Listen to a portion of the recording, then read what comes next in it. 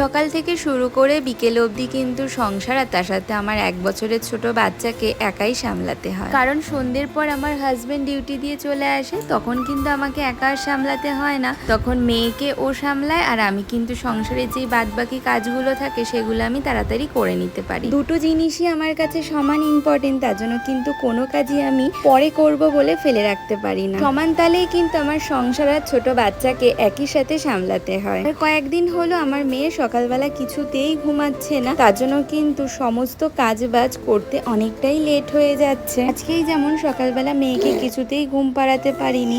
আর জানো তো, ও যদি সকালবেলার দিকে না ঘুমোয় তাহলে কিন্তু সকালবেলা আমি ঘরের তেমনভাবে কোনো কাজই করতে পারি না। কারণ প্রত্যেকদিন সকালবেলা মেয়েকে ব্রেকফাস্ট করিয়ে ঘুম পাড়িয়ে দিই, তারপরেই কিন্তু আমি ঘরের মোটামুটি সব কাজই করে নিই। আর যেদিনকে সকালবেলা আমার মেয়ে ঘুমোয় না সেদিনকে কিন্তু আমার ঘরে সেইভাবে কোনো কাজই হয় না, সেই সব কাজ আমাকে বিকেলবেলা করতে হয়। আজকেই তেমন সকালবেলা আমার মেয়ে কিছুতেই ঘুমালো না, তো ওর সাথে কিন্তু ঘরে আমাকে অনেকক্ষণ খেলতে হয়েছে। আর এখন বেঁচে গেছে প্রায় 1টা, তাই লেট না করে চলে আসলাম রান্নাঘরে, কারণ রান্নাটাকেও করতে হবে। আর মাম্মার কিন্তু লাঞ্চেরও টাইম হয়ে যাবে, তার সাথে আমাদেরও রান্না বান্না করতে হবে। তাই মাম্মাকে নিচে ওর প্রিয় কিছু খেলনা দিয়ে বসিয়ে রেখেছি, আর আমি এইদিকে রান্নাটাকেও বসিয়ে দিয়েছি। আজকে বেশি কিছু করব না, মাম্মার জন্য খিচুড়ি আর তার সাথে আমাদের মাছের ঝোল আর করব বিটরুট ভাজা। আর এখন কিন্তু আমি অনেক কিছু রান্না করতে পারি না, কারণ আমার মেয়ে বেশিক্ষণ রান্নাঘরে কিছুতেই থাকতে চায় না। তার জন্য এখন যতটুক না করলে নয়, ঠিক আমি ততটুকুই রান্না বান্না করি। আর মাঝখানে কিন্তু মাম্মাকে স্নান দান করিয়েও রেডি করিয়ে দিয়েছে। আর এইদিকে মাম্মার লাঞ্চও রেডি হয়ে গেছে, রয়েছে খিচুড়ি আর তার সাথে মাছ, আর তার সাথে রয়েছে টক দই। টক দই কিন্তু মাম্মাকে আমি ডেইলি লাঞ্চ টাইমেই দিই। আর এইদিকে দেখেছো আমার মেয়েকে, চামচ নিয়ে মেয়ে রেডি।